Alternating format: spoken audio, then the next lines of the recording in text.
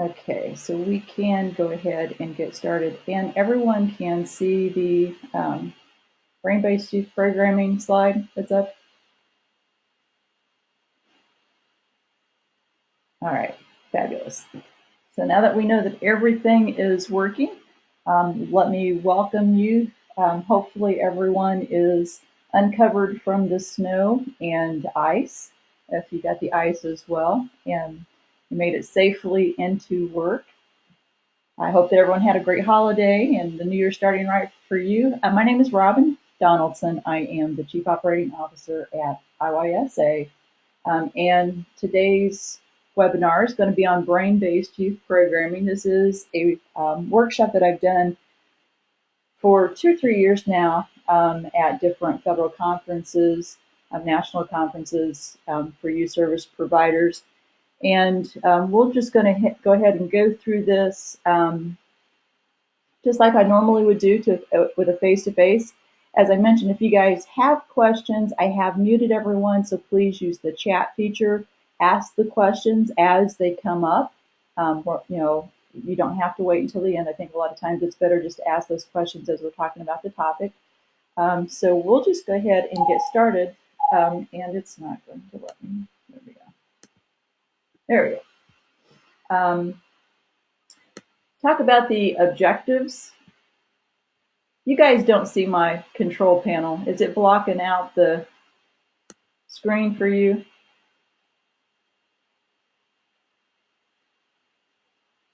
Just want to make sure. Okay, good, good. All right.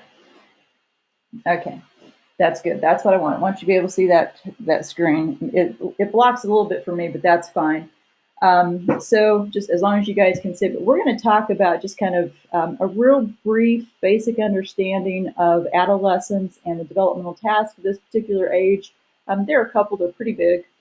We're going to look at key components of youth programming, and then we're going to look at the brain development that is specific to adolescence and can influence behavior and explain a lot of behavior based upon kind of what's going on in the brain. We'll look at that in terms of how it impacts youth programming components, and then we're going to look at just kind of detail specific things that can facilitate the impact of youth programming and when necessary, reduce any risk when we are dealing with adolescents. So again, like I said, if you guys have questions at any time, just go ahead and type those into the chat feature and I'll keep an eye on that. All right, so adolescence is, and this is, I'm not going to spend a whole lot of time on this because I think you guys are probably pretty well versed in the fact that when we're dealing with adolescence, we are talking about adolescence as a process. It is not a specific time frame. It is different than puberty, which is related to physical development and sexual maturation. And certainly puberty has an impact on adolescence, but adolescence is this real process about moving from childhood to adulthood. And adolescence is a period of time in which they still have a lot of open options that are open to them during this process of maturation. And so they're going to try on different behaviors and different interests and those types of things in this whole process of adolescence, mostly for the purpose of fulfilling the two developmental tasks. The first one being this identity formation. And if you're familiar at all with Erik Erikson and his psychosocial theory of development, adolescence, he defines this as a time of either establishing identity or the inability to do so results in role confusion. Now, when he first started this theory, which was back in the early 1900s, kind of defined this in a time frame from 12 to 18. Since then, it has been revised because we know that adolescence, due in part to some of the changes that we know now that are going on in the brain, but also as a result of changes in our culture, that period of time of adolescence has been extended, into the 20s. And in fact, they now have a new developmental phase called emerging adulthood that's in those early 20 years. So, but we're going to just look at this in terms of trying to figure these young people who are trying to figure out who they are and how they fit into the world, and developing their own independence. And so there are really a couple of different tasks that we're going to look at in adolescence, and they do kind of follow um, a, a step process. The first step, which Erickson defined, is this, kind of looking at their identity and establishing identity. And this typically is going to happen in early adolescence. So when I talk about early adolescence, it's typically from 12 to 15. Middle adolescence is from 15 to 18, and then later adolescence is 18 and on. But typically this idea of figuring out who they are and what they want to do and what they want to be and how they fit into the world and how they belong happens right around middle school. And a lot of times this happens with the initial kind of rejection of the whatever the parents' ideals and interests and values are, because they don't want to be their like many parents. They want to be many duplications of their parents. And because adolescents, especially early adolescents, still see very much in black and white, it's just kind of this initial rejection of those interests and values, and all of the things that they had shared before.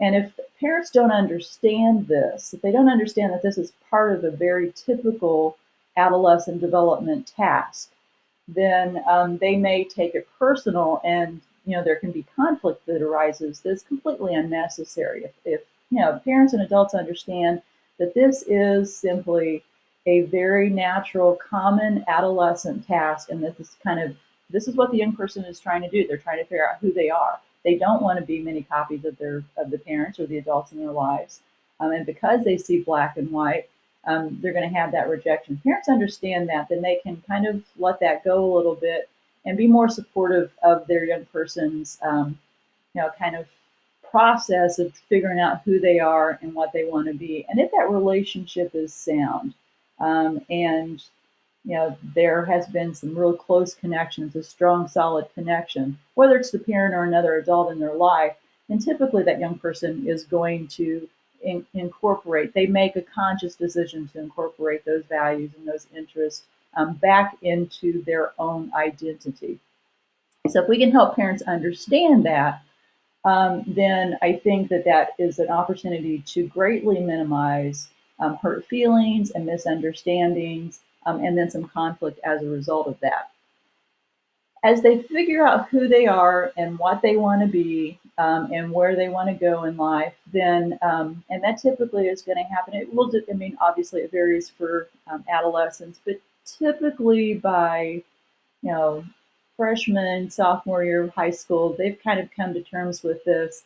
And then they move on to this next step in task in adolescence, and that's autonomy and independence. And so this coincides very, I guess, hopefully, because this is about the time that kids start to get their driver's license. So beginning at 15 and 16, they really begin to kind of focus on becoming independent, and doing things for themselves. And because if they are still living in their parents' household, that physical distance isn't possible, then a lot of times what they will do is create this psychological distance. And again, that can be discomforting to parents, because they feel like they're being tuned out, or they're rejected or that kind of thing. But again, if we understand that they are simply practicing their independence, which should be a goal for adults and parents in their lives, then again we can help them, communicate and interact more appropriately around that. So once they get their license, this physical distance becomes more of a reality, and they will, obviously spend a great deal more time with their friends. Even if they are home, they're oftentimes downstairs in their own rooms, and they're not doing that interaction. Again, very, very typical as they try to figure out how they're going to manage things on their own. So there are some specific things that we can kind of help um, our parents understand and put into place, or we can put into place and use programming around these types of things as they try to establish identity, as they try to establish autonomy and independence. I think when we're working with the younger adolescents, when they're working through the identity, providing them with as many opportunities to do new things or explore. So if it's things like music, if it's art, maybe some job shadowing, that they give them a chance to explore different types of career opportunities, talk to them, bring people in to our programming, that have different jobs and they talk. So you have job fairs and all of those types of things will really help the adolescents kind of explore what their own interest is. I really like the idea of job shadowing and the internship in high school at the high school age, just because it gives the adolescent a real world view of what it would be to have that particular career, and they can decide whether or not that is for them, and how much better to provide them that opportunity to do in high school before they declare a major in college. So all of these types of things, so whether service learning or community, service experience, these are all really good ways to help young people really kind of get to know themselves and judge whether or not those interests would fit for them.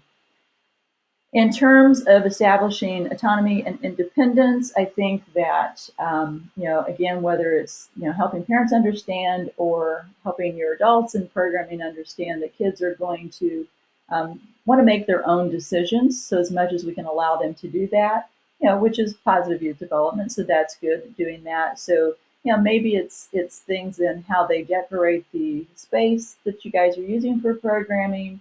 A lot of times we see independence kind of being practiced in their style of dress, what they choose to wear and their hairstyles and the music that they listen to.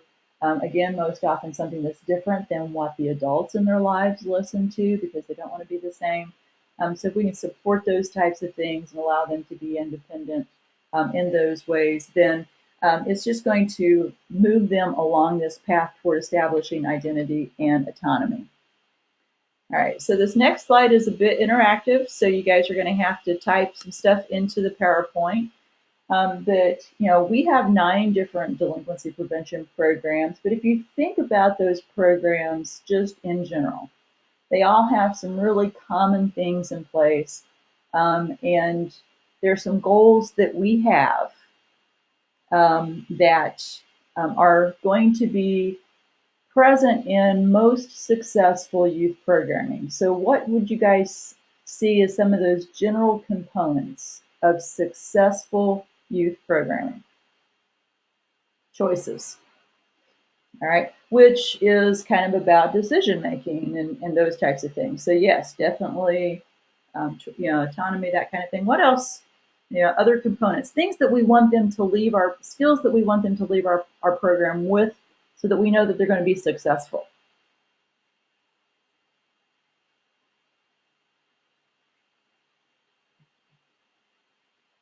We think about skills building. What kinds of skills do we want to give them? Okay, all right. So opportunities for increased knowledge, positive identity, how to find their own resources and connections. Now, Kim, when you say connections, do you mean relationships or do you mean connections to the community?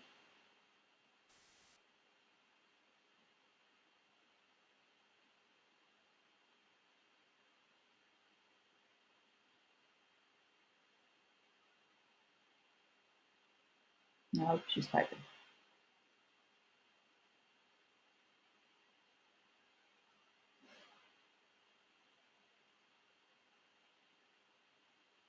All right, healthy and safe environments.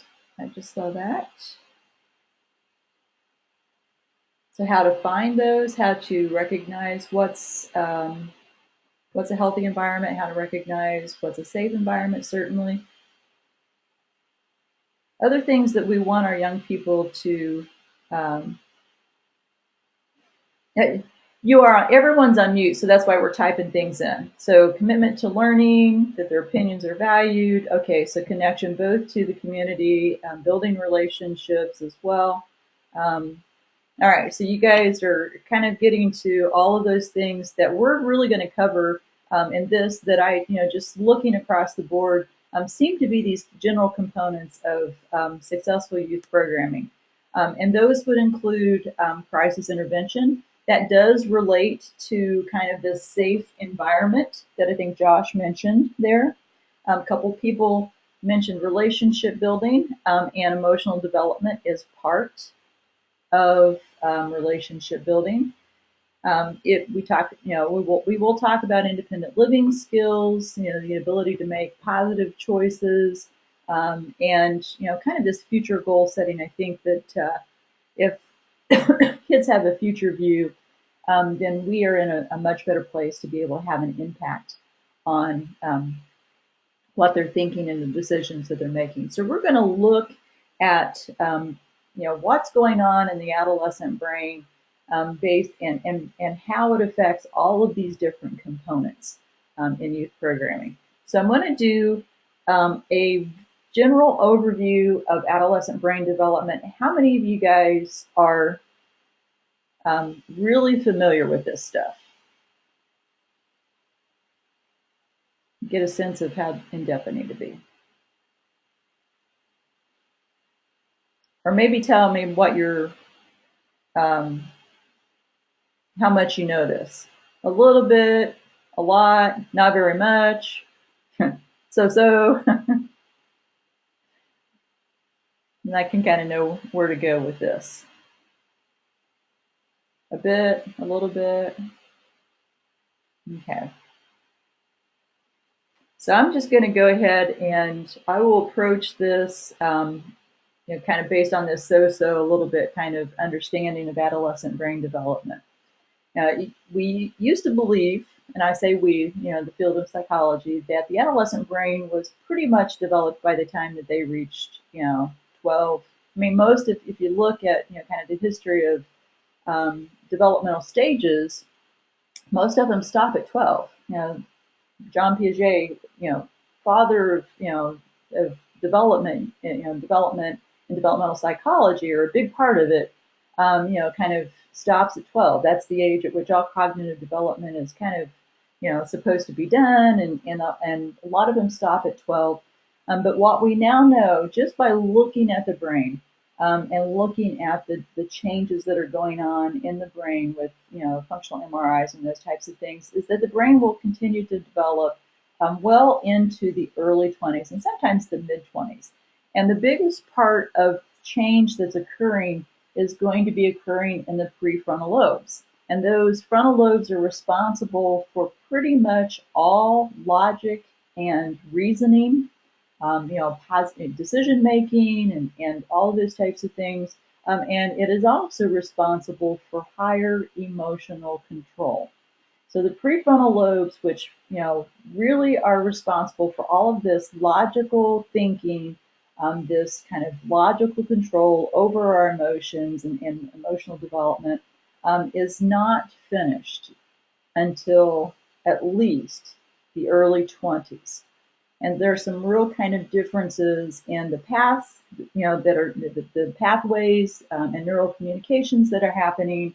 And all of this is going to kind of impact behavior. So we know that the teen brain is physiologically different than the adult brain. And it's physiologically different, than a younger child's brain as well. So we can no longer have the same expectations for adolescents in terms of brain functioning, and especially that emotional control that we used to have, simply because the brain isn't developed. It's like asking a 6-month-old, expecting a 6-month-old to walk. They are not physiologically developed in order to do that. And the same thing is kind of in place in terms of the adolescent brain and their ability to engage logical thinking and that higher emotional control on a regular, consistent basis. The 3 points of brain maturation that occurs in adolescence that are going to be really important is that first, the brain matures by becoming more connected and specialized. There is a change as this development occurs between the prefrontal lobe and the limbic area balance. And the limbic area is the part of the brain that processes our just kind of immediate emotional responses. A lot of our learning is processed. In fact, most of it is processed in the limbic area. And so that balance is going to be different depending upon where that young person is in terms of age, but also in terms of experience and the chances that they have to practice some of this logical thinking and emotional control. There are also increase, and I think that this is really important to communicate to our young people and their parents, is there are increased vulnerabilities and opportunities for young people due to the increased plasticity of the adolescent brain. So it's one of the reasons that substance use is so impactful during adolescence, as opposed to if they wait, even until they're, old, 20 in their 20s, is because the adolescent brain is just very, very vulnerable to any type of environmental influence, positive or negative. Now, we can take advantage of that by introducing those positive opportunities and minimizing the negative opportunities. One of the ways that the teen brain is different is in the neurological or synaptic growth. And so what you see on the screen here are pictures of neurons and the dendrites. And so you have, can you guys see my cursor moving? Make sure that you can see that. Now this is a neuron, and so this middle part is the cell body. These pieces that kind of come out from the cell body are called dendrites. And they are the pieces that are going to pick up information from other neurons. And then it is sent along this axon, which is the other part of the neuron. So the information that this neuron picks up is going to take that communication down the axon, and then it communicates it to other neurons. The synapses are the very small spaces that occur between one neuron and another, and that's where the chemical communication occurs through neurotransmitters. So this, as once the dendrites pick up the information, it is an electrical process of passing that along. Once it reaches the end, it is a chemical process. So you have a electrochemical communication between each of those neurons. And while this says at birth 3 months and 15 months, and we are looking at kind of just the whole density of neurons, the amount of neurons, the amount of connections that occur. This happens at birth to 15 months, but adolescence also mimics kind of this whole growth process that occurs during the first 2 years that you see kind of on the slide. So you will see an actual increase in neurons and an increase in connections and the opportunity for communication. And this is going to peak at about 11 years for girls and 13 years for boys. So this neural density that we're going to find in the brain in adolescence, like I said, will peak at 11 for girls and it peaks at 13 for boys. That just brings me to this point that typically boys are going to be, when we talk about physiological development, they're going to be about 2 years behind girls. And that is purely biological. It is something that's kind of set prenatally. Girls have this head start, if you will. And girls also have an increase in kind of this density and dendritic growth. These dendrites grow a little bit better because they have increased estrogen. And estrogen also tends to increase dendritic growth, and boys don't. And while boys do have estrogen, they don't have that increased amount. So girls, kind of have the edge a little bit during this time, and we need to make sure that we're understanding that as well. And you see that. You see that in programming, and you see that in behavior. The one kind of big difference that in synaptic growth that occurs during adolescence is that the inhibitory input grows much more slowly than excitatory input. So during the first 2 years, toddlerhood, they're learning all kinds of things.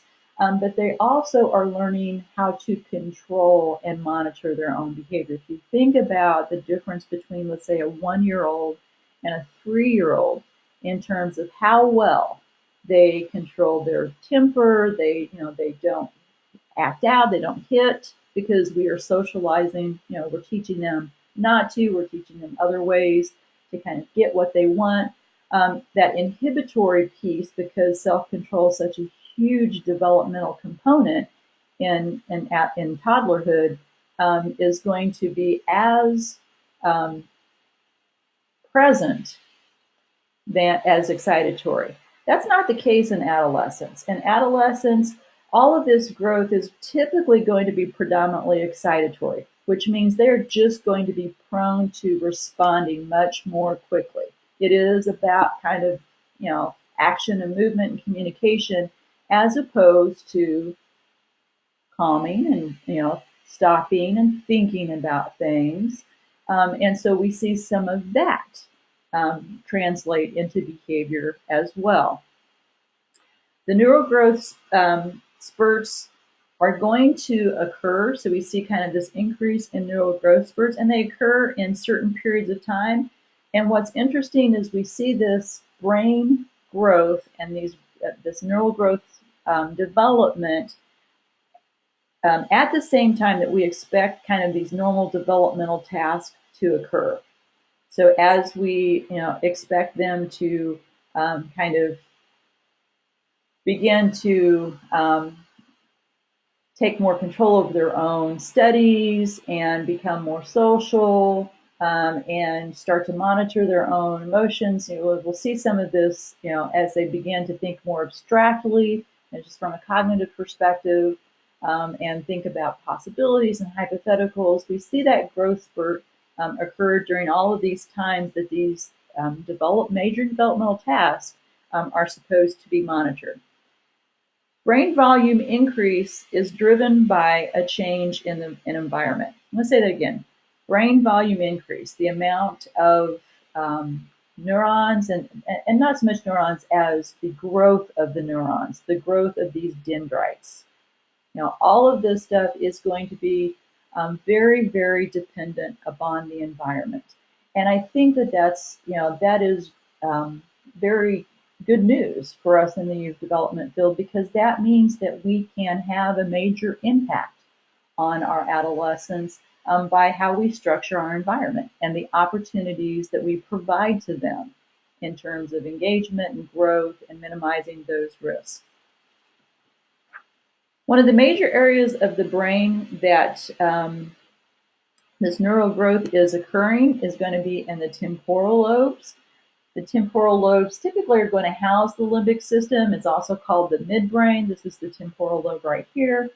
And the limbic system includes the amygdala and the hippocampus. And the hippocampus is the brain structure that is, basically where most of our memory and learning occurs. And the amygdala is the brain structure that is responsible for kind of our emotional reaction, particularly things that are threatening, things that are, frightening will get, are going to be housed kind of. So anything that, if we have like a fearful memory, something that was threatening to us or that frightened us or that was in some way detrimental to our survival, those memories are going to be housed in the amygdala as opposed to the hippocampus. So they are both responsible for two very unique things, which are going to be kind of important. Well, it's important anytime, but highly important during adolescence. We see this huge growth spurt between kind of 7 and 11. I said it peaks at 11 for girls and 13 for boys. And during this period of time, the brain is much more efficient and has much more potential for learning. So if we can kind of catch the young people during this time, then we really have the opportunity to really, like I said, encourage that positive growth, because an adolescent brain is superior to adults in these types of learning skills because of the increased growth and the increased opportunity for synaptic and neural communication. The next change that happens after the synaptic growth spurt is a pruning process. And this pruning process does seem to follow this use it or lose it principles. So those neural connections that get exercised are retained, and those connections that are not used are lost. And this is not a bad process. This is actually a specialization process. So while it sounds, kind of scary that adolescents use 3% of their gray matter, and the gray matter actually is the dendrites, so it's part of the neuron, then, it is really done to become more efficient. One of the leading researchers in adolescent brain development, his name is Dr. Jay Geed, and he's at the National Institute for Mental Health, and he compares this pruning process to, kind of sculpting. So kind of taking a piece of marble or whatever, and you have this mass that has great potential, and you narrow what that potential is until you have this beautiful work of art. And really the brain does the same thing, is you have this massive opportunity, and we can structure the environment of the young people so that when that brain becomes specialized, it's specialized in those skills that are going to be necessary to be successful. So all of those components that we talked about in programming, independent living, emotional control, relationship building, decision making, goal setting, all of those things we can provide to them in our environment through exercises and just, choices, as Josh mentioned, so that they can, have this specialized brain and these very, very useful skills. The adolescent brain is also just generally more efficient in communicating between neurons. And this is due to something that's called long-term potentiation. Long-term potentiation is really about the sensitivity of neurons to be able to respond in that type of communication. So this just gives you an example of what might normal long-term potentiation be. So I talked about this kind of chemical communication that happens at the level of the synapse. This is a neuron that has passed along the information. Once it passes down that axon and gets to these, they're called terminal buds, it releases neurotransmitters. And that neurotransmitter is going to be picked up by the next neuron through these receptors. Long-term potentiation just increases the amount of neurotransmitters that can be communicated and the amount of receptors that can pick up that neurotransmitter. And adolescents, just by nature of development, have increased long-term potentiation. Long-term potentiation basically is going to prime those neurons to be more receptive, and so it really results in an adolescent brain that is more connected, not only because of the increase of neurons, but also because they are more effective in how those neurons communicate. All of the kind of vulnerabilities to the adolescent brain. So think about substances, alcohol use, lack of sleep, stress. All of those affect long-term potentiation. So there are many things that kind of can disrupt this long-term potentiation, and we can help our adolescents understand what those risks are and how to minimize those risks. So like I said, substances, pretty much all substances and alcohol, so any a drug or alcohol will decrease long-term potentiation. Many of them also decrease the amount of dendrites that are present on a neuron, so you actually have less brain matter because things like alcohol and many of the stimulant drugs will it basically kind of kills the dendrites. And if you don't have as many dendrites, then you don't have as much possibility for communication. And stress does the same thing. Lack of sleep and stress. Lack of sleep increases cortisol. Chronic stress and high levels of cortisol over a long period of time also will have this negative impact. Now, term stress and a really brief burst of cortisol actually enhances our ability to remember and communicate. But if it's chronic, then too much of something is a bad thing, and that's the same thing with cortisol. Too much will then begin to have this kind of negative impact. So if we help our young people understand this, then they really can make informed decisions about some of the behaviors that they might engage in, especially as it relates to alcohol and drugs. And it really kind of emphasizes this importance for sleep and positive stress management. All right, another way that the adolescent brain is different from the adult brain is in myelination. And myelination is a coating on the axon. So you see this is actually the axon. There's your cell body, your dendrites. This is the axon piece. And the myelination it's just another type of cell that's present in the brain. And it coats the axon so that it can carry information to the other neurons. It speeds up this interneural communication, and it prohibits interference from other neurons. So myelination makes the brain communicate more efficiently, but it also decreases plasticity. And it also will decrease some connections. The result is that so it's part of that pruning process, we get fewer but faster connections. And in adolescence, myelination is not finished. And unsurprisingly, the last part of the brain to myelinate is the frontal lobe. The majority of the frontal lobe myelination is not going to be complete until anywhere from 18 to 20, and sometimes later, depending upon, again, the experience that young person has had. And again, there are going to be specific gender differences in this interconnectivity between boys because on average, this is a biological process, so they're still going to lag behind girls on an average of about 2 years. This is where estrogen has that impact. Estrogen will also increases myelination, and it also increases long-term potentiation. And so that's where you see that benefit that females have based upon levels of estrogen. The timing of myelination is extremely important in understanding adolescent behavior, because myelination happens in the limbic system before it happens in the prefrontal lobe. And remember, limbic system is where we really are responding out of emotion.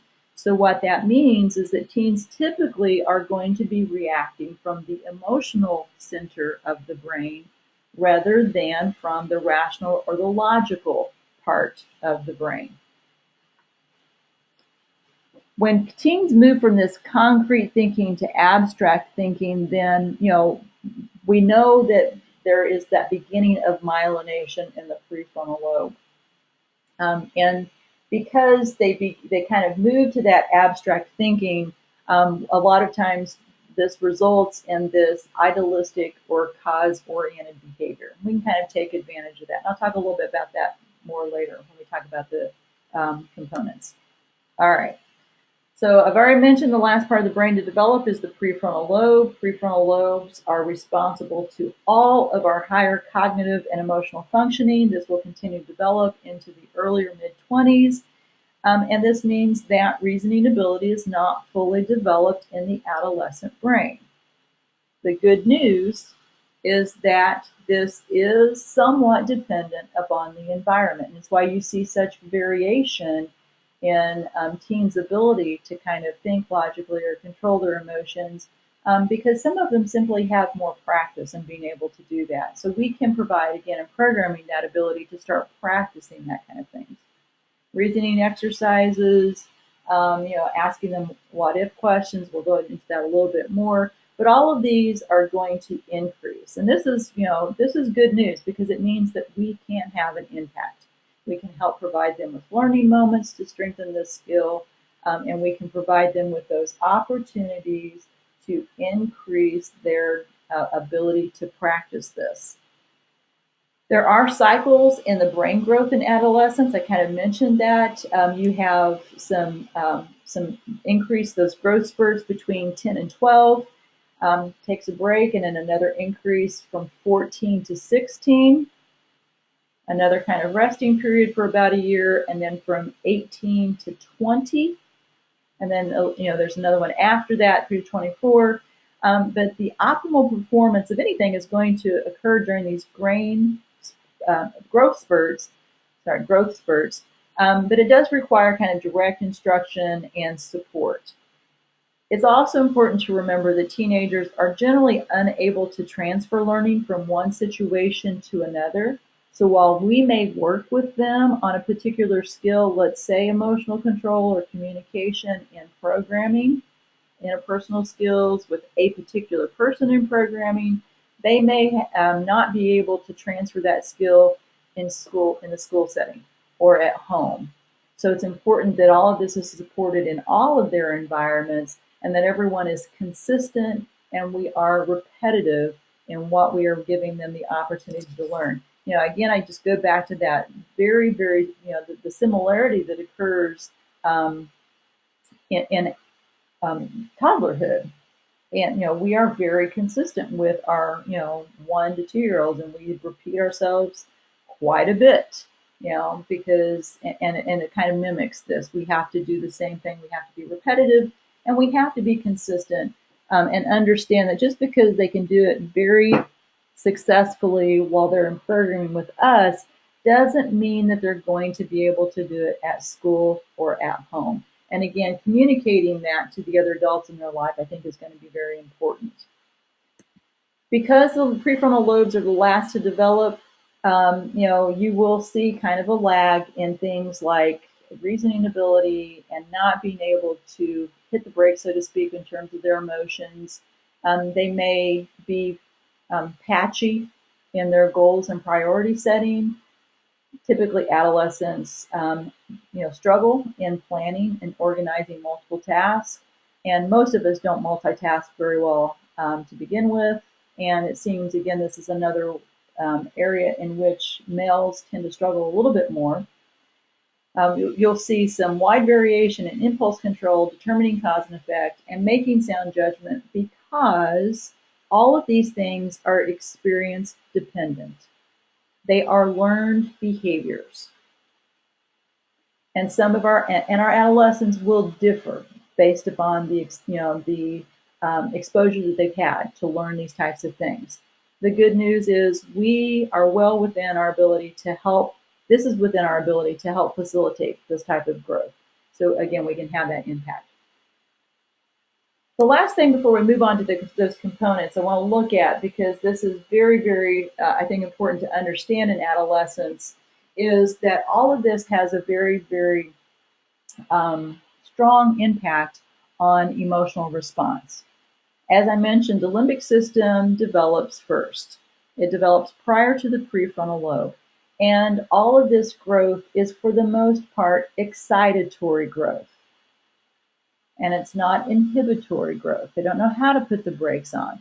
So what this means to adolescents is that, we will, like I said before, have an emotional response before we have a rational response, because they are reacting out of that emotional center. The amygdala is responsible for processing incoming sensory information and assigning emotional relevance. So it tells us how to feel about certain things. As I mentioned before, it holds those emotional memories. And so a lot of times it will take a new situation and it will compare it to situations that they may have experienced in the past. And then you get an emotional reaction based upon that past experience rather than the present experience. And for kids who have experienced trauma, this is really, really important to understand, because we will, one can give us a clue to maybe what has gone on in their past that might need to be dealt with. But the other part is, if we understand that this could be an emotional response, an emotional memory response, rather than the response to the situation, then we can behave more appropriately as well as we engage with them. As I mentioned, again, the amygdala is particularly sensitive to information that is perceived as frightening or threatening, and so it will kind of control this fight or flight response, which typically is going to be kind of an immediate reaction. Because we know that the prefrontal lobes are not fully developed in teens, this means that the connections between the neurons that affect the emotional, physical, and mental abilities are incomplete. They will respond more quickly out of emotion, and that connection from the emotion to the prefrontal lobes that allows them to kind of stop and think about it simply aren't as strong as they will be later in adulthood. Because this is dependent upon, again, experience, this explains why a lot of times we have adults who don't do this very well because they haven't simply learned how to do this yet. It tells us, kind of explains why teens are inconsistent in controlling their emotions and impulses. And again, we see a gender difference because through socialization, um, we somewhat handicap our boys in emotional development and emotional control and being able to read emotions. We just speak in more emotional terms to our girls than we do with our boys. We allow girls to explore their emotions a bit more. We help girls read emotions better and understand their own emotions better through the socialization process in general. Obviously, there are exceptions, but as a society, we typically equip our girls better to deal with emotion than we do with our boys. But this is another one of those learned skills. So, because it's learned, we can give our young men opportunities to practice this skill, and we may need to do that. Remember, they're already biologically 2 years behind, so they have that little bit of a lag. So, we may need to work with our boys a little bit more intensely in terms of emotional development and recognizing those things or you will see those kind of differences. Understanding that, I think, also helps us to be more responsive. Because adolescents don't have this ability to kind of, here's your emotional reaction, something happens and you assess it, and there's an immediate emotional response, and we're not going to change that. That's kind of biologically set. That emotional response, what we feel, how intensely we feel, is just kind of that's set. We're going to feel that. How we behave or how we react to it, however, is where we can have that impact. So we're not going to change their emotional reaction. We're not going to change the intensity of their emotional reaction. What we can help them change is their response by strengthening that connection between this immediate emotional reaction to the prefrontal lobe. Stop and think. If you think about someone who has very good emotional control, something may happen that is legitimately upsetting to them, that will make them angry, that will make them sad, that will make them whatever, and but they may not immediately react. They don't react negatively to that because they have the ability to stop and think about it. Those connections between the amygdala and the prefrontal lobe have been strengthened so that they can actually stop and put the brakes on.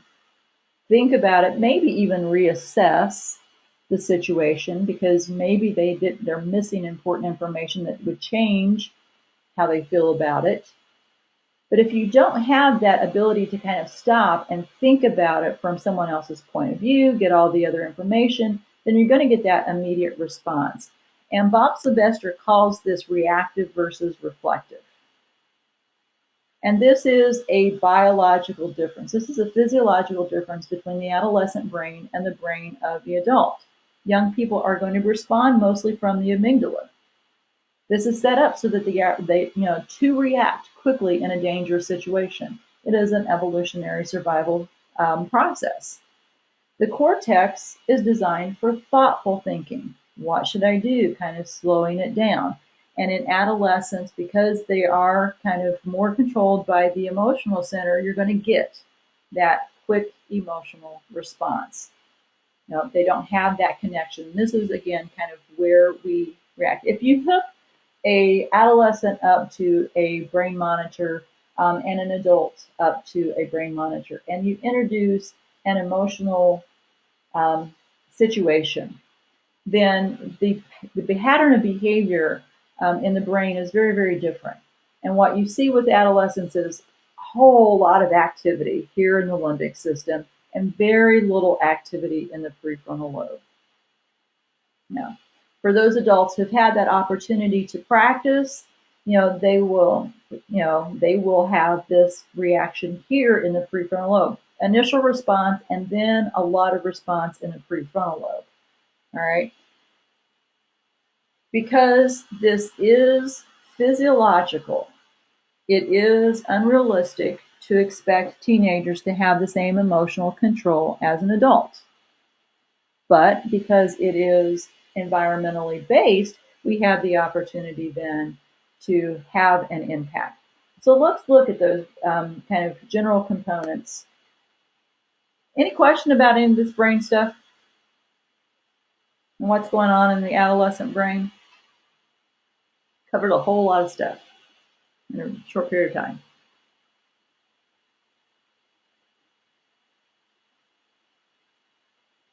Now, if you do, you can go ahead and type those in, and I'll respond as they pop up. But just kind of looking at these general components: crisis intervention, emotional development, relationship building, independent living skills, goal setting, and decision making. The changes that are occurring in the adolescent brain are going to result in specific behavior, because in adolescence we get increased emotionality. They're just more emotional. Increased risk taking, increased sensation seeking. This happens at adolescence more than any other period of time, and an increase in the affiliation with their peers. And these changes are important to keep in mind as we develop and implement our youth programming, because we can build situations, exercises, and interactions that will help increase the possibility of all of these skills and minimize those risks. When we look specifically at crisis intervention, I think it's really important to understand that there are going to be a lot of individual variations in kind of the intensity of emotion that teenagers are going to feel. Generally speaking, teenagers are overly dramatic. They experience things more intensely than any other period of time. And they have this idea of, in this personal fable, which is that all of their experiences are unique to them, that it's never happened in the history of the world. It's never happened to anyone else, and no one can possibly understand. And we hear some of that. A lot of this is going to be specific to what's happening with them physiologically. Certainly, genetics determine kind of our, kind of initial intensity in emotions, as well as the ability to stop and reflect. But puberty also is going to predict the intensity of emotion, and will lead to a more intense emotional response, particularly to anything that is threatening or fearful. Again, this is going to kind of lead to that maturation gap between the neural systems of the emotional experience and those of the cognitive skills, and the onset of puberty and the effect that it actually has depends on a number of different things. Things that can increase the imbalance between the emotional control center and the prefrontal rational control center include things like social stress, media.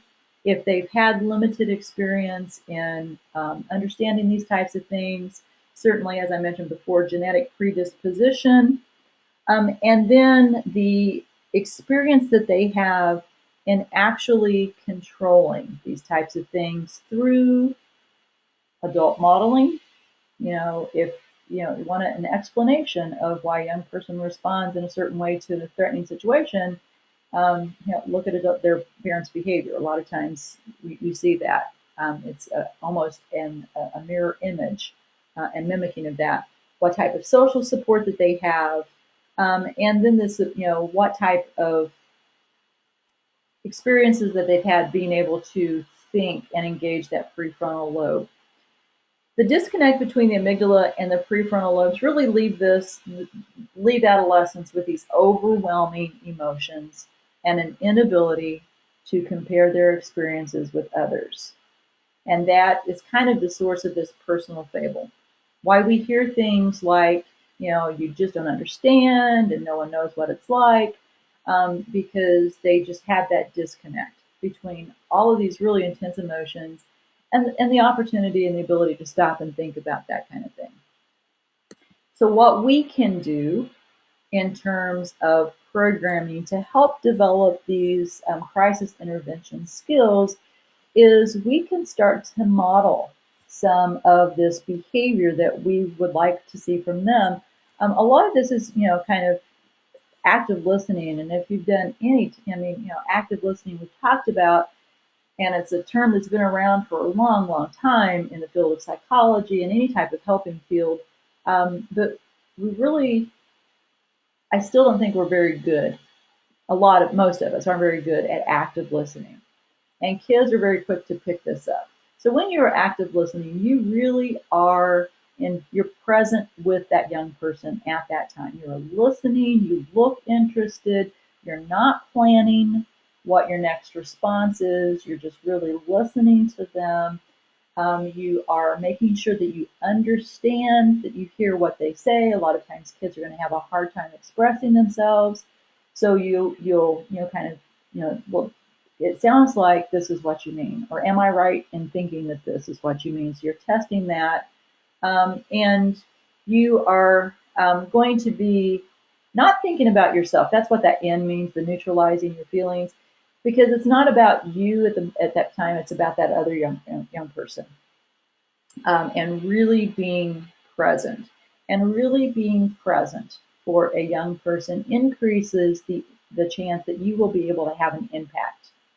A lot of research, especially in looking at adolescence and the impact that adults can have, really talk about the nature of the relationship and the strength of that relationship. And if a young person feels like you are there for them, that you understand them, and that you're accepting, then anything that you say will have more of an impact if you have that strong, strong relationship. We also can model what this looks like.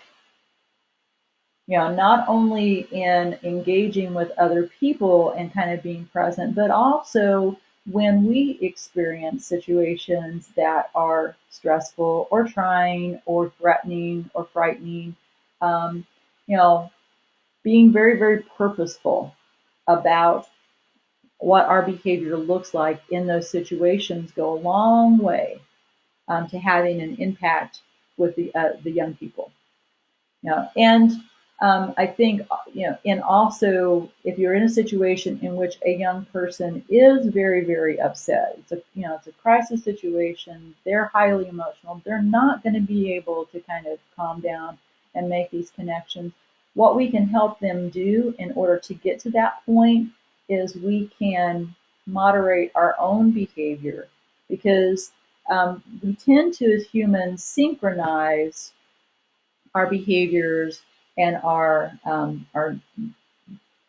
nonverbal communication, tone of voice, volume, all of those types of things we tend to synchronize if we're really engaged and with another person. So if you have a young person who is very volatile, they're in a stressful situation, and they're not really, they're not hearing, they're not engaging in this, rational thought process because they're all tied up in emotion, which is where they're going to be. Then if we as adults, as we are engaging with them in that moment, become very slow in how we talk with them, very kind of rhythmic, we actually will decrease our volume as their volume increases. We should be decreasing our volume, because what they have to do is, and we do this naturally, is they stop, they slow down, they will match, they'll kind of lower their tone as well. And so if we're kind of, our body language is just really open and relaxed, then they start to mimic that as well and match. And that will get them to the pure point where they actually can get out of that emotional place and then start to engage prefrontal cortex and all of this kind of rational logical thinking. So as they get excited, we start to kind of calm down because they will begin to match us around that. And I've seen it time and time again in programming where they just kids do this, and we do it as adults too. It's not just adolescents. In terms of emotional development, it really is important to understand that what's going on in the brain has an impact on how they are reading emotions and responding. Adolescents do not read emotion very well, and this ability to recognize emotion is a precursor. It is kind of the first step in emotional regulation and relationship building. And adolescents have a harder time reading emotions than adults do.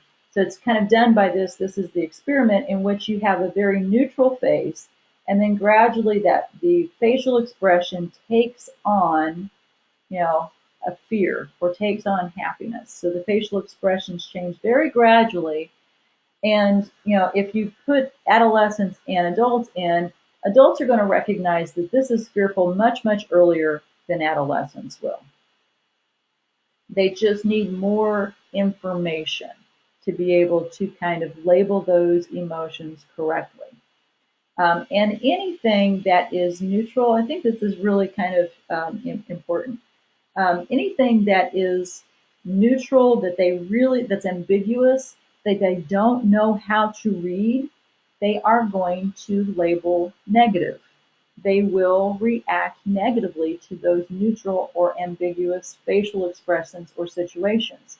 They can't read the emotion, they're going to automatically assume that it's negative. This explains why teenagers very often accuse adults of yelling at them when you're really not yelling at them, because you're trying to be calm and you're trying to be controlled. And if you're trying to do that and you're being very purposeful about your neutral facial expression, they're going to read it as negative anyway. So they might as well be genuine, genuine but calm in those situations. Then you're going to be more able to kind of communicate. When I was when I was at the shelter in Bloomington, we had a staff person who really prided herself on always being neutral. She didn't respond, one way or the other, positive or negatively. But she really kind of talked about, she worked very hard about, just maintaining this, being very neutral with all of the kids. And in our exit evaluations, kids always had the opportunity to write different things. And a lot of times they'd write, so-and-so is my favorite staff, so-and-so was, my least favorite staff. And consistently, she was, this was not something we solicited from the young people. They volunteered this, but she was consistently rated as one of the least favorite staff. And she didn't understand this. It really kind of hurt her because she wanted to be kind of neutral and fair and treat everybody the same way. And then when I did this, the kind of my first rendition, this is Adolescent Brain Development 1.0. But we talked about this.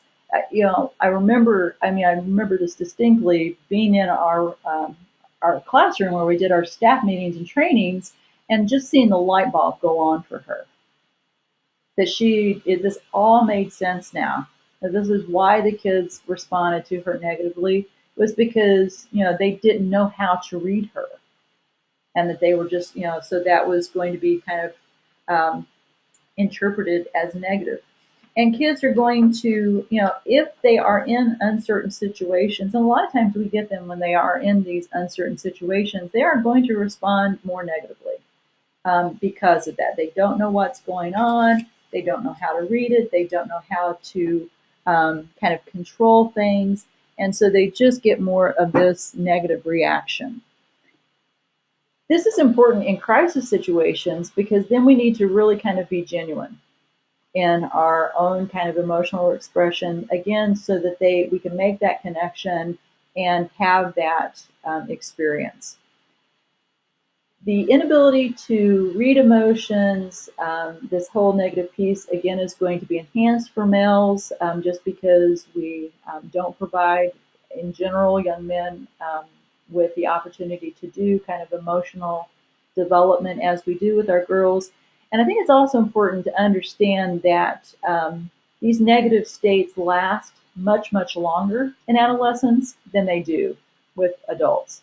So a lot of times as adults, we can get really upset, but then just kind of let go of it, within, a few minutes or, maybe an hour and it's done and over.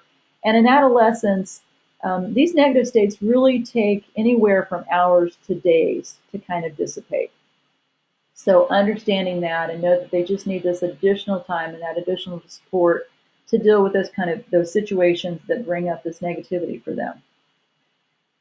Teenagers also have, and this is especially true in early adolescence, so again, those middle school years, all of this emotion really kind of results in this heightened self-consciousness. Teens believe that everyone is as concerned with their own thoughts and their own behaviors as they are. Teenagers, by nature of having to figure out who they are and what's important to them, become egocentric. Really focused on themselves and what's going on with them. And it's natural. It needs to happen for them to figure out this whole identity piece. And because it's so important to them, they think it's so important to everyone else as well. So they have this belief that there's this imaginary audience, that people are watching them, and not only are they watching them, but they're kind of judging them. And so, they have this heightened self-consciousness. Because of that, we will see behaviors that teenagers, different behaviors of teenagers when they are with other teens as opposed to when they're alone with individual adults. So it kind of will explain some of that variation in how they behave. So from a programming point of view, and I took the pictures out of this because sometimes they're hard to send in different files, and I use this when I travel. But there's an emotions poster, and it has all different types of emotions and different facial expressions. And so when we think about emotional development in our programming, it really is important to give kids the opportunity to practice these types of things. And I'll kind of get down that when we talk about role play, because everything is so intense.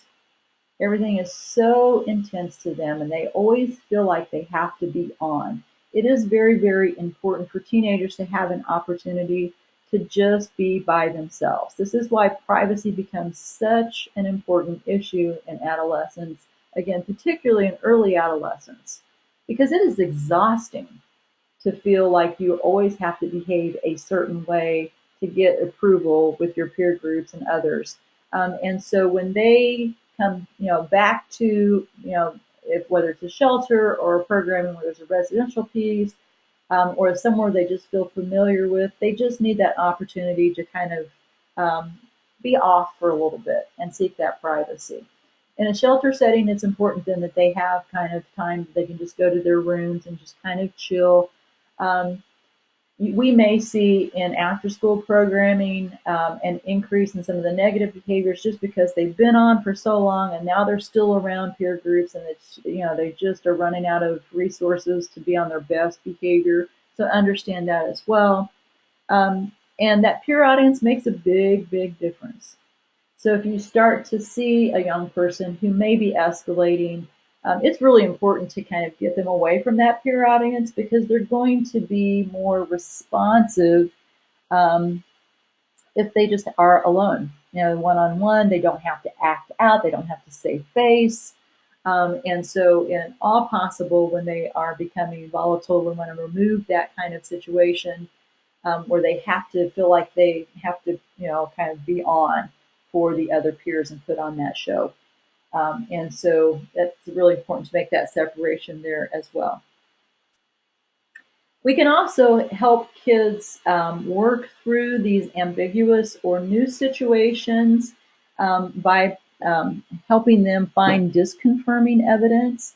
So again, a lot of times if they feel like so-and-so is judging them negatively, they're upset because, when they walked into math class, everybody looked at them and then started laughing. So they felt like something was going on there. Just if we help them think about what else could have been going on, what were other explanations? Okay, when this happens tomorrow, what can you do to see whether or not this was true, or look for another explanation. We're going to have to help them find those other explanations and those other possibilities first. So that they understand that maybe it's not them, something else was going on, and they don't necessarily have to be upset around those types of things. We can help them find that kind of contrary evidence, and that is a connection between the emotional component and the prefrontal component. So again, it's another one of those opportunities to strengthen.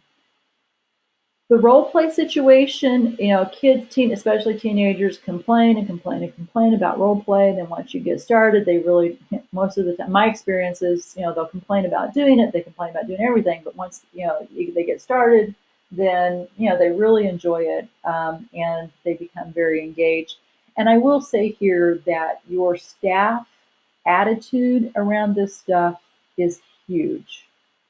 Because if you have a staff person who is not comfortable doing this or they don't like doing this, kids pick up on that and they will not get as much out of it, if anything. But if you have one staff person that just really loves to do this kind of stuff, that's the person to be doing role plays and kind of the group work with the young people, because they pick up on those attitudes. Remember that synchronicity piece, and that's true for this type of exercise or those types of things as well. So I referenced that poster with all of the emotions because we used to do, I used to do what I called emotional charades with the young people. So I took that poster that had all of the different facial expressions with the word on it. I cut them all up. They went in an envelope, and the kids had to take turns pulling those out and acting them. So one young person was enacting them, the rest of them were guessing what it was, and it really gave both the person who's acting it out and the group that's guessing a chance to really start to recognize and label emotions, and everyone should have a chance to both guess and act out. It really is an opportunity just kind of to learn those types of things. We can ask them to use emotional language that will cue the executive function of the prefrontal lobes. This is kind of in that verbalization of their feelings. And we can teach internalized speech. So kind of that self, a lot of times if you think about, a recent emotional situation that you were in, and the reason that you didn't act out negatively, probably it was because you were telling yourself something. All right, let's just, wait a minute, I could be misinterpreting this. Maybe I need to find out some other information. I am in a bad mood this morning. I didn't get enough sleep. That's all internalized speech. We are talking ourselves through that. We are engaging prefrontal cortex and that logical component to kind of talk ourselves into evaluating that situation. And we can help our young people learn this internalized speech as well. And in fact, this is one of those things that needs to be present really in order for them to be able to effectively control their own emotion. So we can engage them in that as well. In terms of reading emotion with other people and this whole kind of relationship building through emotion and emotional development, We also can provide them with opportunities to kind of walk in someone else's shoes. So again, whether that is role playing specific situations, you can, kind of actually ask the young people to write vignettes that they have experienced, or maybe something that they're afraid of and they're not sure how they're going to react, um, or a real life situation, and then have them act out those types of things, and practice how to not only respond in their own role, but then actually have them take on the role of the other person. And that will again engage that prefrontal lobe, in thinking more globally, thinking outside of the emotional component, and more globally in terms of other explanations for that situation and evaluating that situation. So all of these are, really good ways to engage in service learning projects, and especially if you're volunteering for someone who is, in a more unfortunate situation, again, provides them with other opportunities to reevaluate and rethink their own situation. A lot of times, if we can help the young people recognize, that their situation could be worse, that there are other people who are dealing with, different things, you have to be really careful because they're caught up in their situation, and it is really, really bad for them. Remember, they're feeling things more intensely. It is the end of the world. And so, you maybe not make comparisons, but provide those opportunities, like I said, service learning or community activities where they actually see real life, and then they can kind of incorporate that, or maybe they're reading about something in a different book, that kind of thing, where they just are indirectly experiencing those situations in which someone else does have it worse off, and it makes them more, able to think about their situation differently. All right, so it makes sense that we would just move to relationship building, around this. I have mentioned that teenagers are egocentric.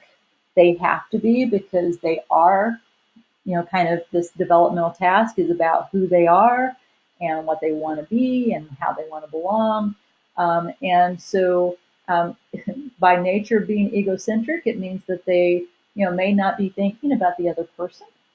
So that is going to be, just kind of one of those things that is typical of adolescence, again, particularly early adolescence.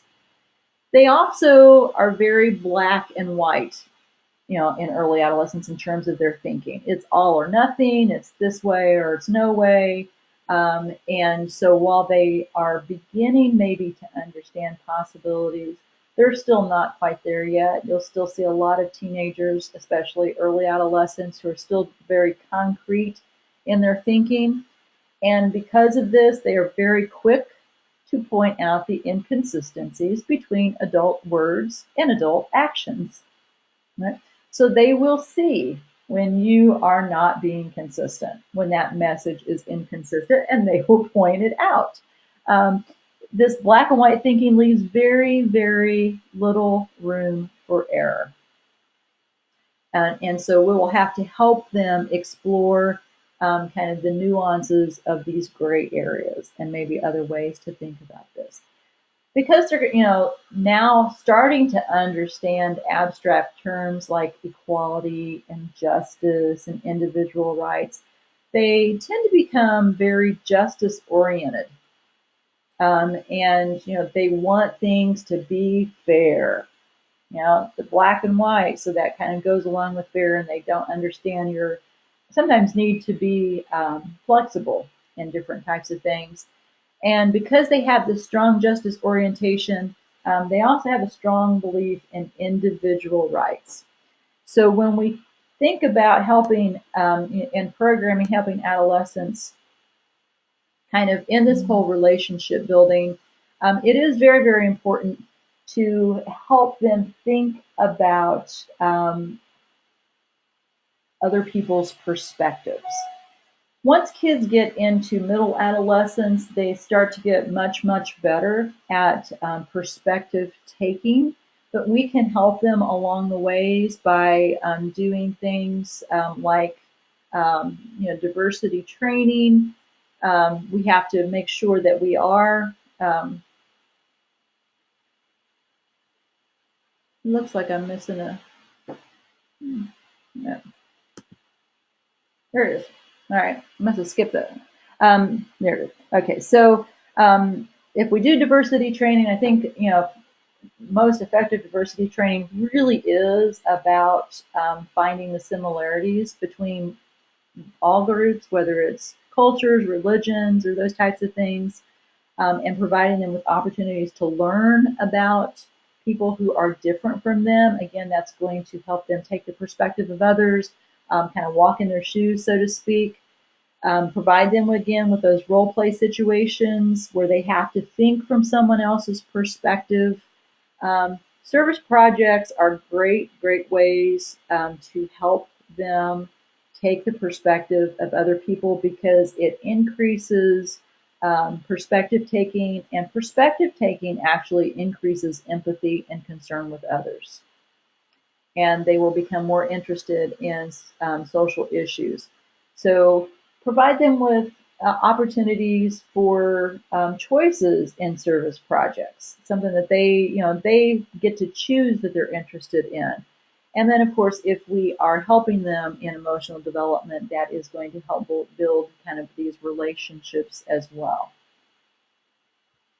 All right, I'll start to move through this stuff a little bit quicker. So if you guys have questions, let me know.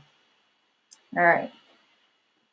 With living skills, a lot of times I think, especially if you're talking about things like hygiene, or just, kids cleaning up after themselves, their how they communicate with one another, interpersonal skills, all of these types of things.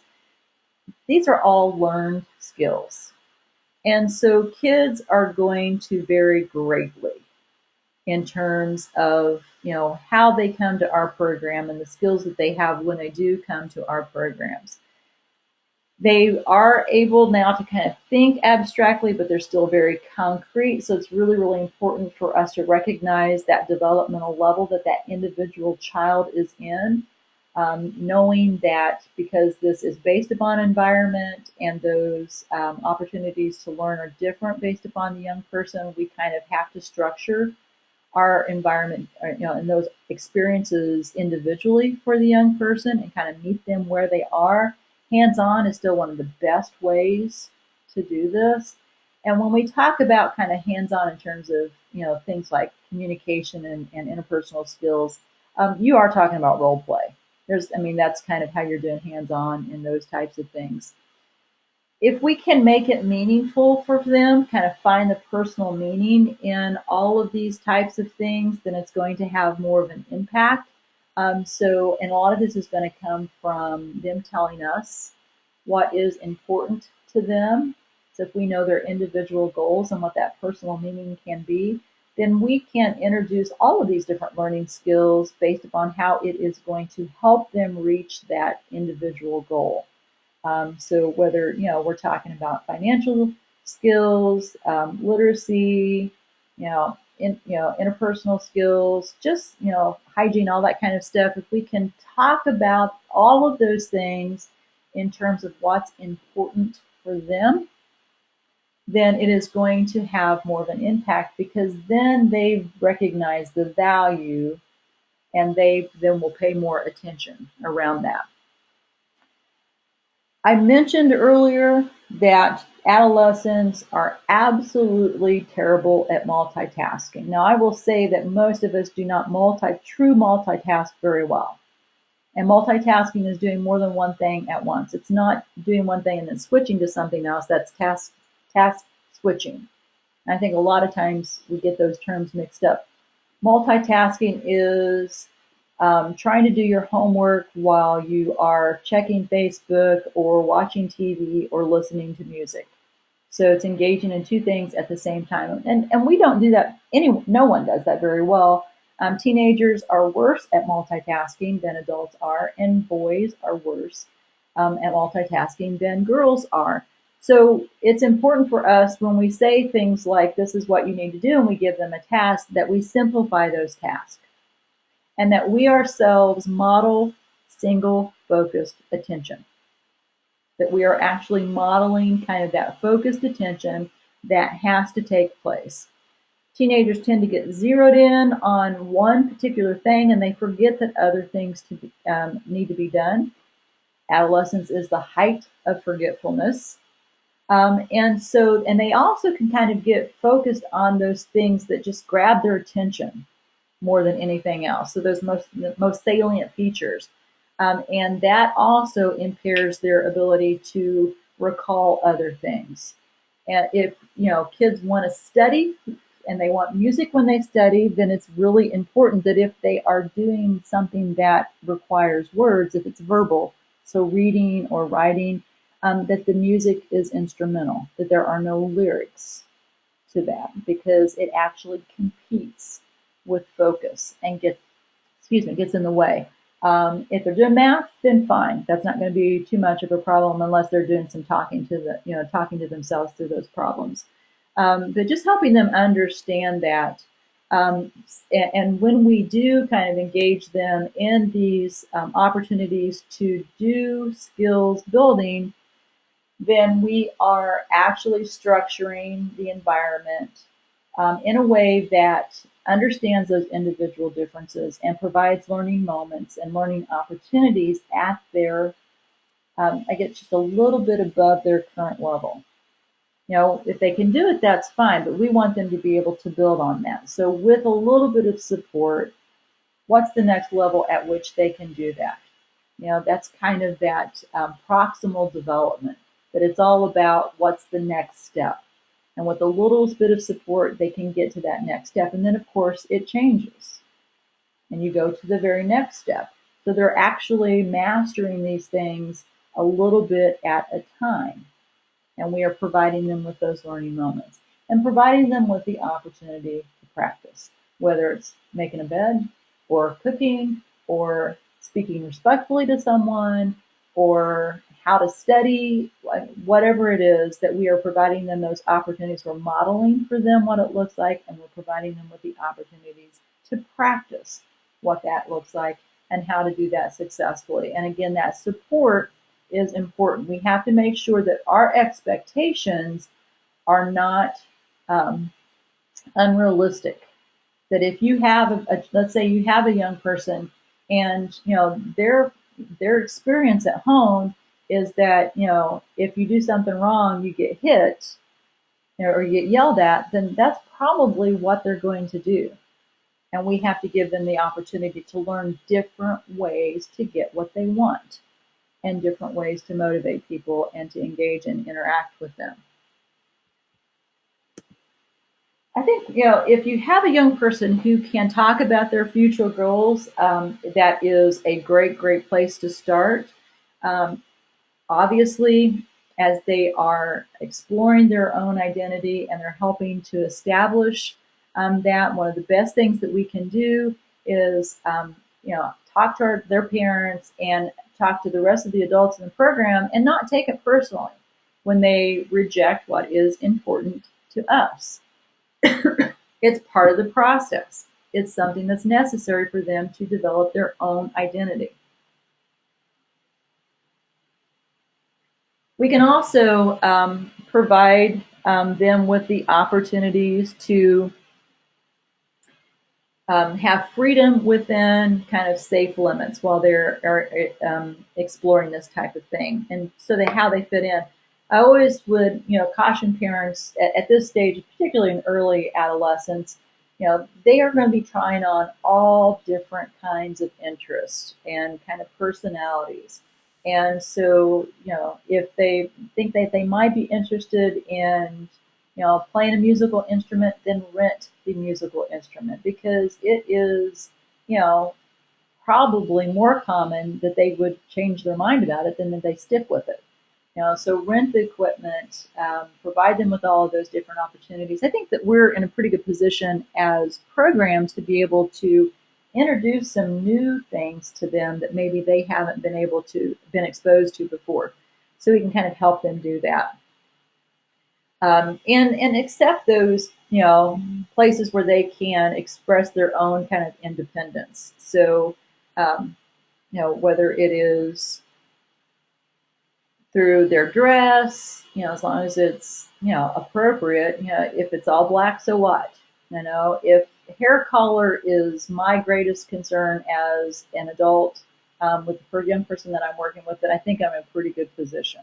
There are certain things that they really, we can allow them to have their freedom and opportunity. They still will need guidelines, and and there are still limits, and that's very, very important. But give them those opportunities and choices where we can. They also have a pretty hard time priority setting. They have a hard time because this is a prefrontal lobe skill.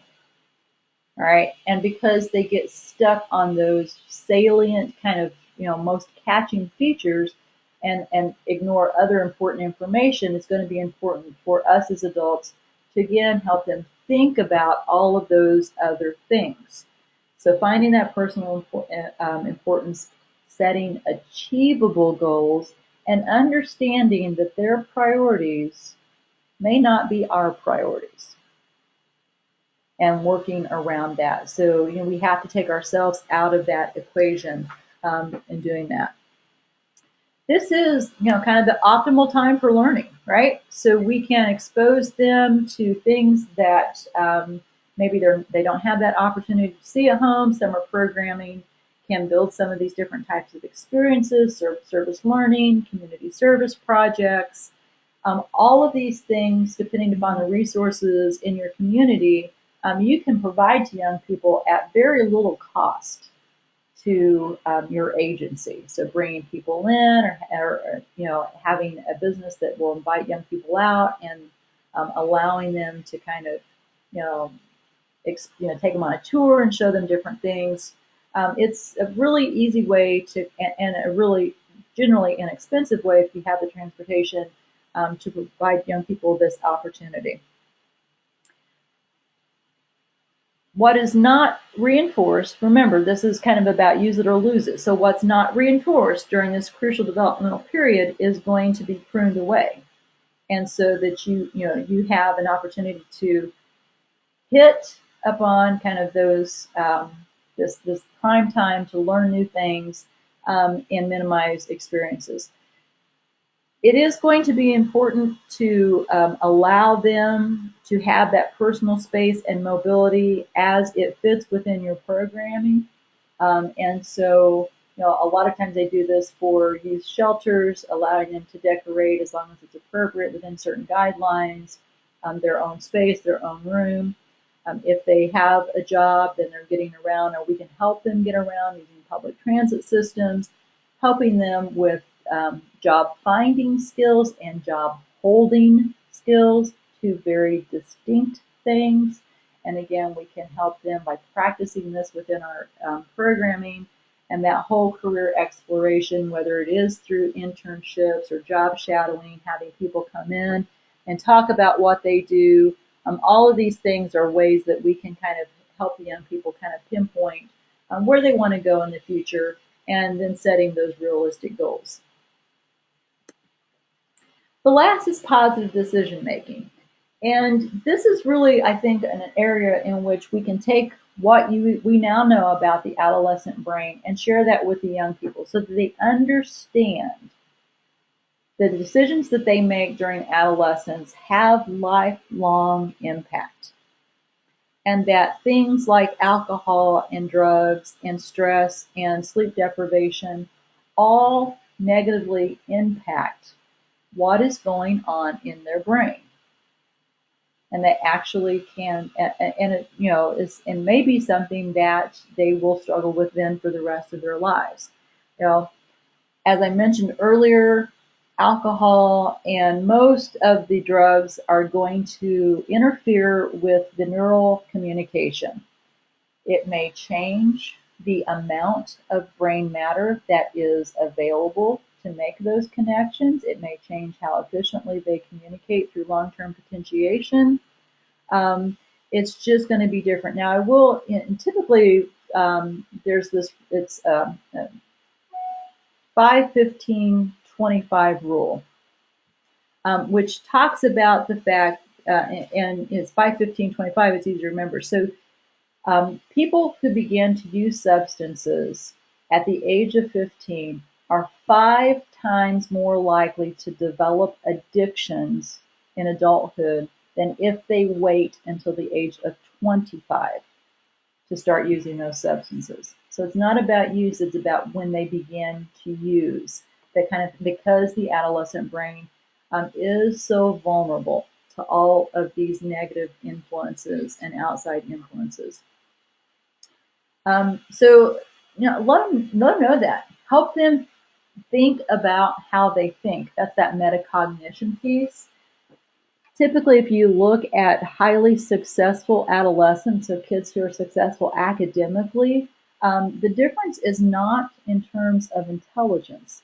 It's in terms of how they use those skills that they have. It's that they, so you will see a very big difference in academically successful teenagers in their ability to be able to tell you how they study, what's helpful for them, how they think about things. And we can actually teach this. What's going on in your head? What works for you? If you were successful, what did you think? What were you doing? And start to recognize and assess what works, what doesn't work, and be purposeful about what you do and how you think about things, and what leads to success or what doesn't lead to success.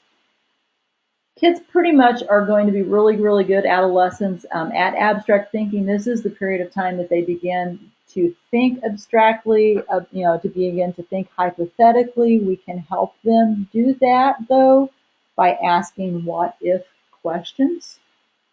Well, or this happened, what else could have happened? What else might you have done? What would have changed the outcome? All of those types of things. So if we just help them think about all of those possibilities, again, we're engaging prefrontal lobe and their ability to, take the perspective of others and really become purposeful about what they're doing.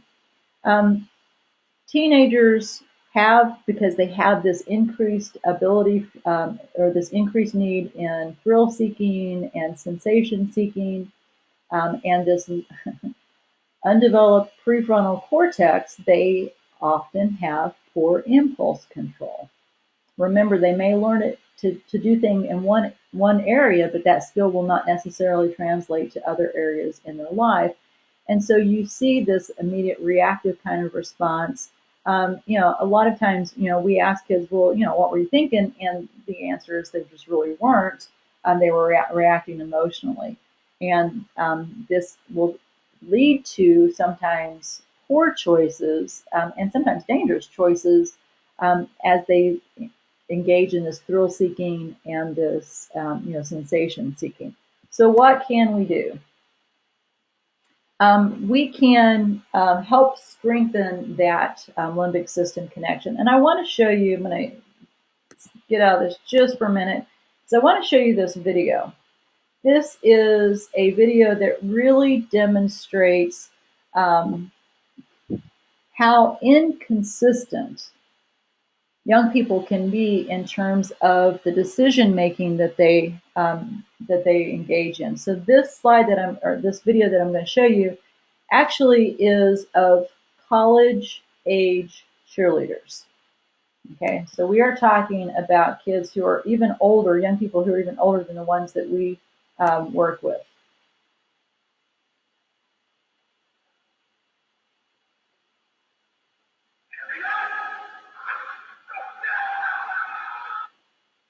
I'm just going to show it again, maybe in slow motion.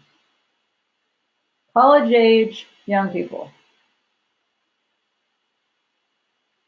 What you can't hear is she says, "Are you sure this is going to work?" And they're like, "Oh yeah, oh yeah." And what you don't see is that she actually hit her head as she was coming back through that. You see right there, she's like holding on to her head when she comes back down. See, right there, stop it. She's holding her head because she hit the back of her head. And the guys are so busy celebrating that it actually worked, that they don't even notice that. Something that I find particularly, I think, distressful is that they weren't sure it was going to work either, and that's why they were so happy that it did. A lot of really bad things that could have happened. These are college age young people who are engaging in this type of behavior.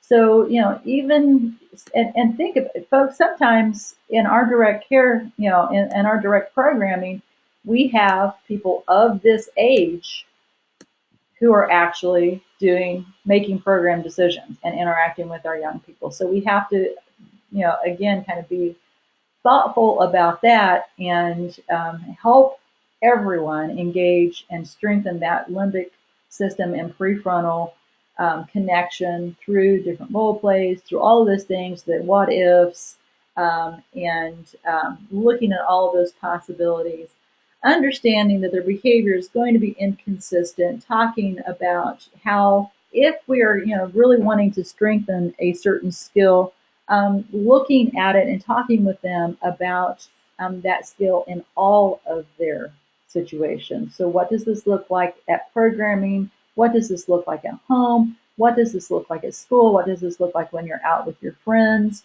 Because by nature, they are going to be inconsistent. And so we have to help them think through all of those types of things. Practice logical thinking skills by asking them leading questions. So, in this situation, what do you think would happen? Asking them what if questions, looking at possible consequences, asking them to consider logistical things if they are doing, if they're talking about something. I worked with a group of kids, they were, young leaders, and they provided alternative activities for young people within their community. And, they had great ideas, and it was challenging as an adult to help them think through the logistical considerations and what needed to happen in order for an event to go off, while, not kind of popping their bubble, so to speak.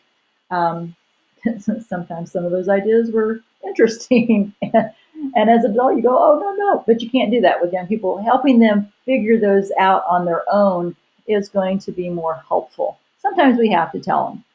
But, in some cases, we can lead them to finding that solution on their own. Any consequence that we use in programming should fit as naturally as possible with the offense. I don't know how often you guys have to do consequences, but if it is about kind of personal interactions or communication or all of those things, you want to make sure that the consequence fits the offense and that it is immediate and that there's an explanation that accompanies it. If you can engage the young person in the process of establishing their own consequence, then you're probably going to have more compliance around that. But they're not really good at coming up with the, why would they want to come up with an appropriate consequence? It's a consequence. They don't want to do it. But, you can ask them, and at least they feel like they've been heard. We can use humor. Kids, especially adolescents, they just now are getting all this abstract stuff. So sarcasm and satire is hugely attractive to young people at this age. It's one of the reasons why shows like, Family Guy and South Park are so popular among this age and this population is because, they're satirical. And this is a new skill, so they're getting to practice this new skill. So if we can use that to provide teaching moments or to help them think about consequences or possibilities, then it just is another way that will enhance their understanding of that and their likelihood of acceptance of that as an explanation as well, and then incorporate that into their own guide for future behavior. If at all possible, we can provide safe thrills for them. And a lot of times, so whether it's recreation, creative recreation, something new, anything that they've not done before that is novel is, kind of thrilling in itself. So providing those opportunities and opportunities to, work outside of their comfort zone in a safe, comfortable environment also can be provide certain thrills for them. And again, I'll mention role play just because it is practice for the types of behaviors and decisions and the skills that they'll need to employ later on. They'll moan and groan, but if we give them those realistic scenarios, often that they write themselves, then it will help them practice kind of these decision-making skills. We're almost done. Just got a couple more slides. I want to talk about the importance of sleep. Because what we now know about sleep is for adolescents is different than what traditional knowledge has been. Adolescents before it was like, oh, they just need the same amount of sleep that adults do. That is not necessarily the case. Instead of, now most adults can function very well on 7.5 to 8 hours. That's kind of the standard for adults. Adolescents need about 9.5 hours. So they don't need as much sleep as the younger kids, but they still need more sleep than adults to function efficiently. Sleep is one of the best things that you can do at any age. It is one of the best things that you can do for your brain, because this is when all of the nutrients are brought in by the glial cells, when neurotransmitter levels establish themselves at optimal levels, when repair to the cellular walls are being done, and also the brain continues to solidify those connections that are made during the day. So the brain continues to kind of fire those pathways and the connections that we experience during our waking hours to solidify that pathway. It is rehearsing. It's kind of rehearsing what we learn. So sleep can also impact memory and our ability to learn. They need more sleep, but they also sleep differently than adults. And this is typically going to be indicative of their sleep pattern. Typically, adults will begin to get sleepy at about 10 o'clock at night. This is based on lots of different things like body temperature and melatonin levels in the brain. And this pattern is delayed in adolescence. So a typical adolescent is not going to even get sleepy until about 11, 11:30, sometimes 12 o'clock at night. That circadian rhythm, the sleep cycle pattern, is delayed in adolescence. So they're not sleepy until 11, 12 o'clock at night. But what time do we have to get them up to go to school? Very, very early. Certainly they're not getting 9.5 hours that they need if they're not falling asleep until 11 or 12 o'clock at night. And so, what we can, now I know a lot of this is not going to be 100% applicable if you're not doing shelter, but we can, certainly take this into account in terms of our programming and know that these young people, first and foremost, are not even going to be alert and truly awake until about 10 o'clock in the morning. So you're going to get a lot of, they're just going to be hard to engage early in the morning. They're not going to be very efficient. They're not going to fire at maximum capacity or perform at maximum capacity because of that. And then they're just going to be sleepier. If at all possible, they can sleep later on the weekends, but that's not going to make up for the sleep deprivation. At some point, and the school systems know this, the education system knows this, at some point, there is talk about how to accommodate this, and it's difficult. The school system does face a difficult task in being able to modify kind of the school schedule to fit this particular pattern for adolescents. So there's still some work to be done, but it's really important for us to understand that. Certainly share this information with them. Involve them in physical exercise, because exercise increases blood flow to the brain, and that optimizes the functioning of the brain. So it's one of the reasons why exercise is so important. and necessary. It also impacts neurotransmitter levels.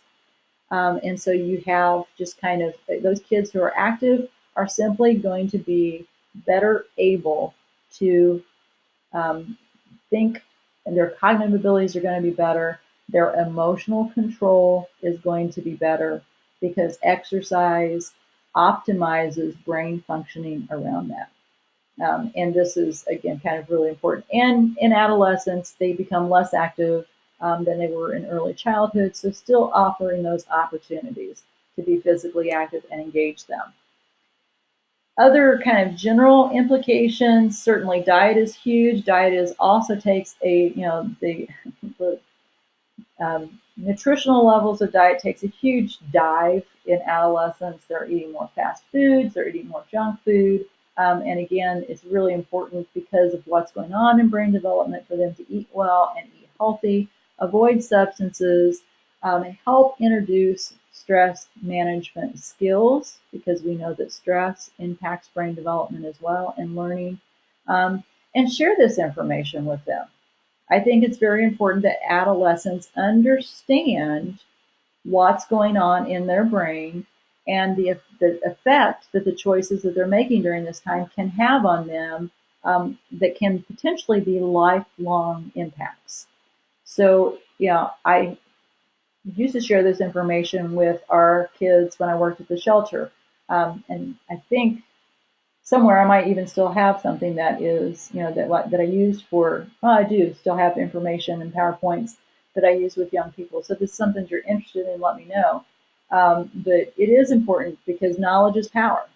And teenagers should be educated about how the choices that they're making now can have those lifelong impacts. All right. Here is a list of my sources that I have used. I've been doing this for a number of years, and if you guys want a copy of this, let me know. I can give you a copy of this. The recorded version will get loaded to our YouTube channel, and Jen can make that link available on the IYSA member page as well. But I'll just open this up to questions if you guys have. I know I went over a little bit. It's hard to get through all of this stuff, and there's just so much, but it's important stuff to know. So any questions you guys have?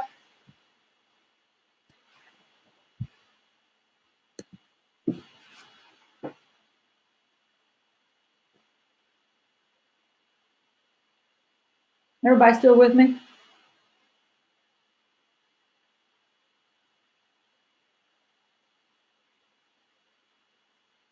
All right. If you, Laura, go ahead and email me for a copy of the slides, and I can go ahead and get that to you. And I'll have your, because I don't think I have your email address, so you'll have to email me first, and it's up here. And again, if you guys, please feel free to send other staff members to this. I'd be more than happy to provide you with my resources. It's important information. If you want the resources for the young people to share this with your kids as well, I can get those as well. And thank you for asking that question, Josh. I can do certificates of attendance. What I will need for you to do again is to email me and let me know the names of the folks who were participating. I know a lot of times you guys have people on, like I see Josh, but you may have others with you. Just let me know what you need and who needs it, and I'll get those out to you as well. All right, well, thank you guys so much for staying with me. I appreciate it. I hope that you found it helpful, and it's something that you can use. And guys, stay safe, stay warm, and I'll talk to you later. Thanks so much.